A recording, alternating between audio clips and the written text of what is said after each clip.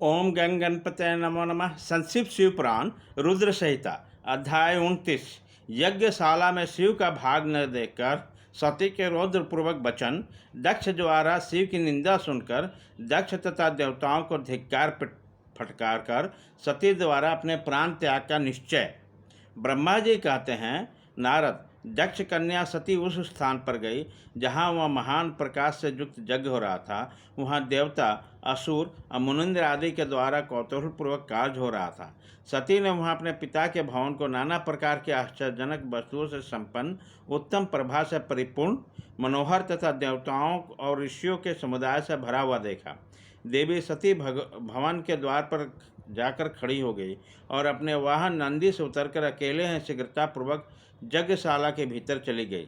सती को आई देखकर यशस्वी माता आसक्ति बिरहिनी ने और बहनों ने उनका यथोचित आदर सत्कार किया, परंतु दक्ष ने उन्हें देखकर भी कुछ आदर नहीं किया तथा उन्हीं के भय से शिव के माया से मोहित होकर दूसरे लोग भी उसके प्रति आदर का भाव न दिखा सके।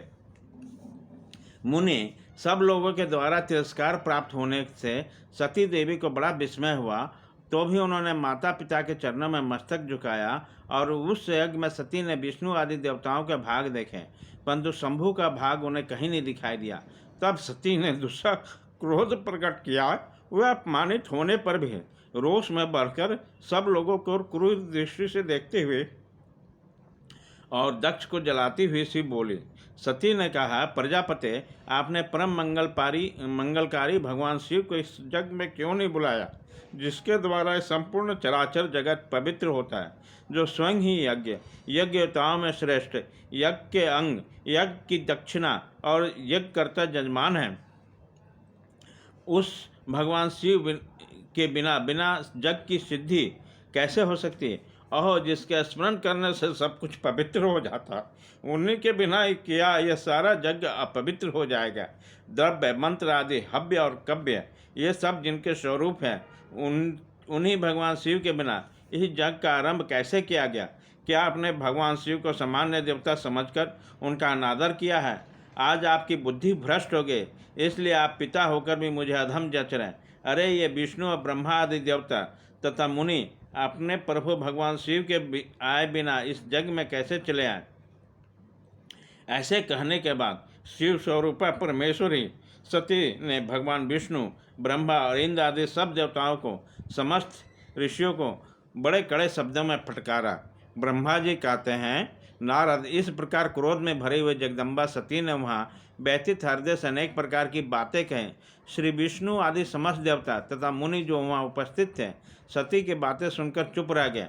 अपने पुत्री के वैसे वचन सुनकर कुपित हुए दक्ष ने सती की ओर क्रूर दृष्टि से देखा और इस प्रकार कहा। दक्ष बोले, भद्रे, तुम्हारे बहुत कहने से क्या लाभ? तो इस समय यहाँ तुम्हारा कोई काम नहीं है, तुम जाओ, यहाँ ठहरो। यह तुम्हारी इच्छा पर निर्भर है, तुम यहाँ आई ही क्यों? संपूर्ण विद्वान जानते हैं तुम्हारे पति शिव अमंगल रूप हैं, वे कुलीन भी नहीं हैं, वेदों से बहिष्कृत हैं और भूतों प्रेतों विचासों के स्वामी हैं। वे बहुत ही वेश धारण किए रहते हैं, इसलिए रुद्र को इस यज्ञ के लिए नहीं बुलाया गया। बेटी, मैं रुद्र को अच्छी तरह जानता हूँ, अतः जानबूझकर ही मैंने देवर्षियों की सभा में उनको आमंत्रित नहीं किया है। रुद्र के शास्त्र के अर्थ का ज्ञान नहीं है, उदंड और दुरात्मा है। मुझे मूढ़ पापी ने ब्रह्मा जी के कहने से उसके साथ तुम्हारा विवाह कर दिया। अतः शुभ स्मृति, तुम क्रोध सुनकर स्वस्थ शांत हो जाओ। इस जग में तुम आ ही गई हो तो स्वयं अपना भाग या दहेज ग्रहण करो। दक्ष के ऐसा कहने पर उसके त्रिभुवन पूजिता पुत्री सती ने शिव की निंदा करने वाले अपने पिता की ओर से दृष्टिपात किया गया। तब उनका रोष और भी बढ़ गया। वो मन ही मन सोचने लगे, अब मैं शंकर जी के पास कैसे जाऊंगे? यदि शंकर जी के दक्षिण के हिसाब से गए और उन्होंने यहाँ तक का समाचार पूछा तो मैं उन्हें क्या उत्तर दूंगी? तदंतर तीनों लोगों की जननी सतीरोषा बेहद से युक्त होकर लंबी सांस खींचती हुई अपने दुष्ट हृदय पिता दक्ष से बोले। सती ने कहा, जो महादेव जी की निंदा करता है अथवा जो उनकी होती हुई निंदा को सुनता है, वो दोनों तब तक नरक में पड़े रहते हैं जब तक चंद्रमा और सूर्य विद्यमान है।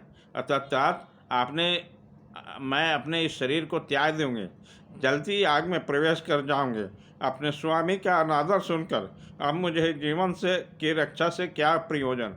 यदि कोई समर्थ है तो स्वयं विशेष यत्न करने वाले, शंभु की निंदा करने वाले पुरुष की जीभ को बलपूर्वक काट डाले, तभी वह शिव निंदा श्रवण के पाप से शुद्ध हो सकता है। इसमें संचय नहीं है। यदि कुछ करने में असमर्थ हो तो बुद्धिमान पुरुष को चाहिए वो दोनों कान बंद करके यहाँ से निकल जाए। इससे वह शुद्ध रहता है, दोष का भागी नहीं होता। ऐसा श्रेष्ठ विद्वान कहते हैं। इस प्रकार धर्मनीति बताने पर सती को अपने यहाँ आने के कारण बड़ा पश्चाताप हुआ। उसने व्यथित चित्त से भगवान शंकर के वचन का स्मरण किया। फिर अत्यंत कुपित होकर दक्ष से उन विष्णु को आदि जो समस्त देवताओं से तथा मुनियों से भी निडर होकर बोली। सती ने कहा, तात तुम भगवान शंकर के निंदक हो, इसके लिए तुम्हें पश्चाताप होगा। यहाँ महान दुख भोग कर अंत में तुम्हें यातना भोगनी पड़ेगी। इस लोक में जिनके लिए न तो कोई प्रिय है न प्रिय, उन निर्वैर परमात्मा शिव के प्रतिकूल तुम्हारे सिवा दूसरा कौन चल सकता है। जो दुष्ट लोग हैं वह सदा ईर्ष्यापूर्वक आदि यदि महापुरुषों की निंदा करें तो उनके लिए कोई आश्चर्य की बात नहीं, परंतु जो महात्माओं की चरणों की रज से अपने अज्ञान अंधकार को दूर कर देते हैं उन्हें महापुरुषों की निंदा शोभा नहीं देता। जिनका शिव या 2 अक्षरों के नाम से कभी बातचीत के प्रसंग में मनुष्य की वाणी द्वारा एक बार भी उच्चारित हो जाए तो संपूर्ण पाप राशि को शीघ्र ही नष्ट कर देता है। उन्हीं पवित्र कृति वाले निर्मल शिव से तुम द्वेष करते हो। आश्चर्य है, वास्तव में तुम अशिव अमंगल रूप हो। महापुरुषों के मनरूपी मधुकर ब्रह्मानंदमय रस की पान करने की इच्छा से जिसने सर्वादायक चरणों कमलों का निरंतर सेवन किया करते हैं, उन्हीं से तुम मूर्खतापूर्वक द्रोह करते हो। जिन्हें तुम नाम से शिव और काम से अशिव बताते हो, उन्हें क्या तुम्हारे सिवा दूसरे विद्वान नहीं जानते? ब्रह्मा आदि देवता, सनक आदि मुनि, अन्य ज्ञानी क्या उनके स्वरूप को नहीं समझते?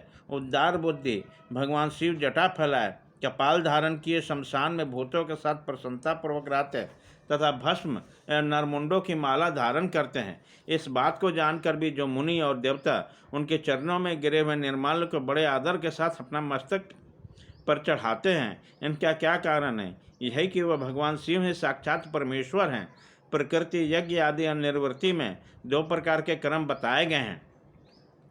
मनुष्य पुरुषों को उनका विचार करना चाहिए।